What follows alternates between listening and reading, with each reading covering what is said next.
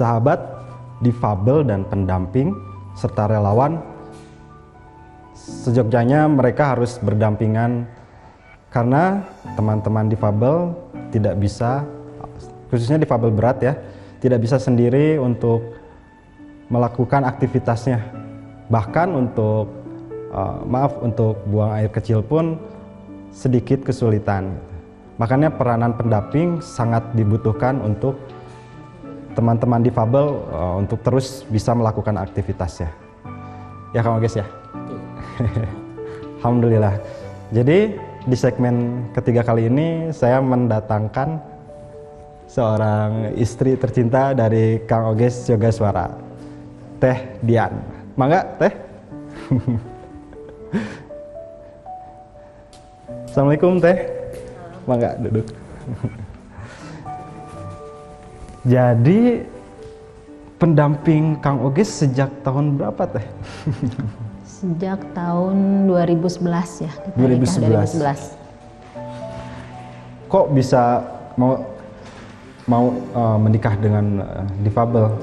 Kan notabene difabel itu apa ya? Sangat sulit untuk beraktivitas gitu. Iya sih, nggak tahu ya, itu udah gimana ya, Kang Agus aja yang cerita. Jadi kalau Teh Dian ini sangat terharu kalau misalnya cerita itu. Jadi gimana nih Kang selama pernikahan itu? Ya, alhamdulillah. Selama pernikahan jadi Teh Dian selalu membantu saya beraktivitas hampir 24 jam. Hampir 24 jam. Sebetulnya saya mempunyai pendamping juga gitu. Ya. Oh, oke. Mahni. Ya. Jadi pendamping Kang Oges itu ada dua. Iya, dua. Jadi kita kemana-mana tuh penyebutnya kita sepakat. Oke. Kalau ada Mahni ada istri saya, gitu. Jadi di sini perannya pendamping atau personal assistant sangat-sangat sekali diperlukan untuk kemandirian dari difabel berat itu sendiri gitu. Biasanya aktivitasnya apa saja sih Teh? Paling Di pagi hari misalnya? Iya, pagi kan biasa dimandiin, Kang Oges harus dimandiin. Dimandikan. Terus kalau tidur kan di miring kanan, miring kiri itu Setiap 2 jam sekali itu? 2 jam sekali atau kadang lebih ya. Kalau malam sih 4 jam kadang. Masya Allah. Dan maaf, saya hampir sama sekali tidak pernah ke kamar mandi.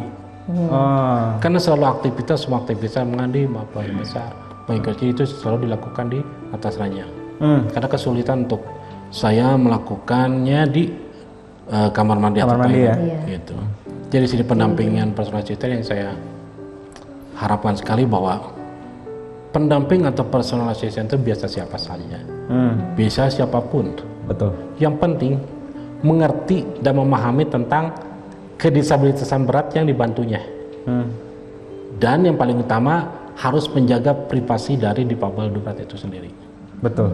Karena apa? Banyak sekali hal di luar umum yang menjadi rahasia umum, banyak sekali yang menolong bantu atau membantu difabel berat, akhirnya ada sesuatu yang tidak harusnya diungkapkan keluar ke publik, malah diungkapkan di luar publik. Nah itu yang harus berhati-hati juga bila kita misalkan dibantu oleh pendamping atau personal assistant. Jadi memang harus benar-benar yang sudah belajar lebih lama gitu. Betul. Ya. Betul. Itu biasa siapa aja, bisa istri, bisa saudara gitu. Ataupun kalau di luar negeri itu yang namanya personal assistant itu udah merupakan suatu pekerjaan. Oke. Kalau di Indonesia belum ada? Belum ada sama sekali, dan hak pun dari pendamping personal assistant yang ada dalam undang-undang ya belum ada implementasinya. Jadi ya kasihan juga saat difabel berat ingin melakukan aktivitas di rumah, di luar rumah, bila tidak ada pendamping atau personal assistant, ya nggak akan bisa mampu, gitu kan? Jangankan bergerak yang tadi saya lakukan, apa yang tadi katakan di awal, ya gimana mungkin gitu kan? Betul. Harus di mana-mana digotong kayak saya kan, dari mobil ke kasur digotong, semua aja gitu. Jadi kita bekal tim lah. Bekal tim ya. Jadi kalau manggung sepaket relawannya harus 2. Iya. Kursi roda. Soalnya kan nggak bisa diangkut sendiri kan, berat. Jadi harus sama Mani. Dulu waktu pas awal-awal menikah gimana tuh? Belajarnya lama kah untuk adaptasi itu dan Yes. Ya kita sering pro kontra juga ya Om Bu ya. Ya karena biasa yang mendampingi kan Mani walaupun sekarang tuh masih dibantu juga gitu kan. Iya. Kita harus begini caranya harus begini nih, mandinya harus caranya begini nih, harus seperti itu yang dibiasakan. Terus harus tepat waktu. Iya. Misalnya, mandi jam sekian. Iya. Miringnya ke sini jam miring kanan jam sekian itu harus biasanya Kang Des. Wow, banyak sekali. Iya. Banyak sekali. Oke, apapun hambatannya, bila kita komunikasikan secara baik-baik, insya Allah Termasuk semuanya akan diberikan jalan kemudahan. termasuk alur cerita Kang Ges ini masuk di dalam buku GBS. GPS tak menghilang kaku. Itu masih ada Kang? Ada. Di mana? Sebetulnya, sekarang udah nggak beredar lagi lah. Mulai terbit itu udah 5 tahun yang lalu lah terakhir ya. Oh, oke. Itu sebenarnya catatan-catatan di hari kecil saya yang akhirnya dilihat juga atau dibaca juga oleh penulisnya, yaitu Rizpael Jundi. Yang sempat juga kita dulu bedah buku di MKTV juga.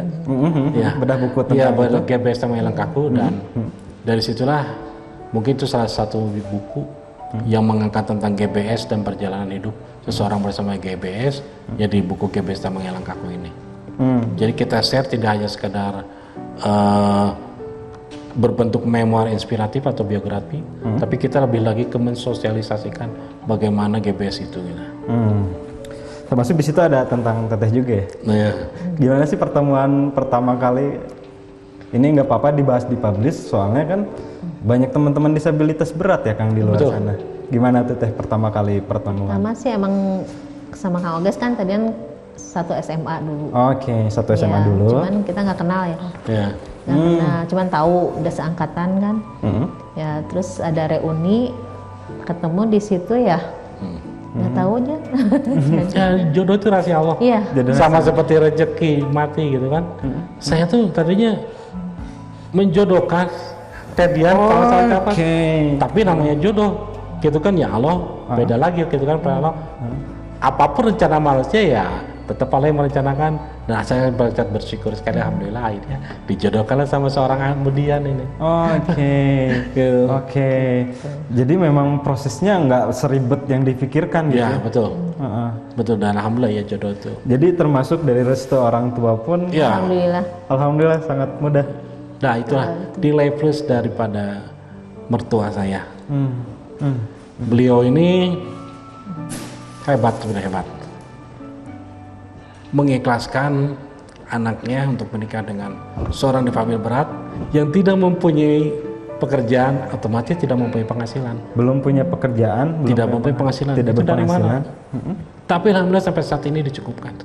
Masya Allah. Hingga akhirnya anak Tedian yang paling besar baru lulus kuliah.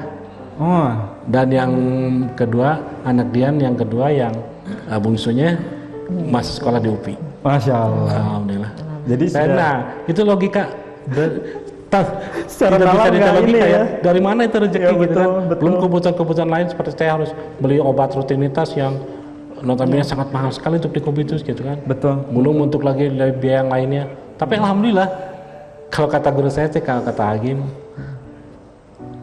apapun jika diyakinkan bahwa Allah semua pengurusannya, semua masalah diserahkan kepada Allah, pasti ada jalan keluar dan ada jalan terbaiknya. Masya Allah. Saya jadi banyak belajar. Masya Allah. Jadi teman-teman, kita harus sama-sama belajar bahwa ternyata ketika menikah itu bukan hanya berbicara tentang materi, bukan hanya berbicara tentang apa ya, tapi berbicara tentang mendekatkan diri kepada Allah. Betul. Ya. Itu salah. Karena keyakinan kita kepada Allah, kita tidak takut untuk menikah dengan apapun yang akan terjadi di depan.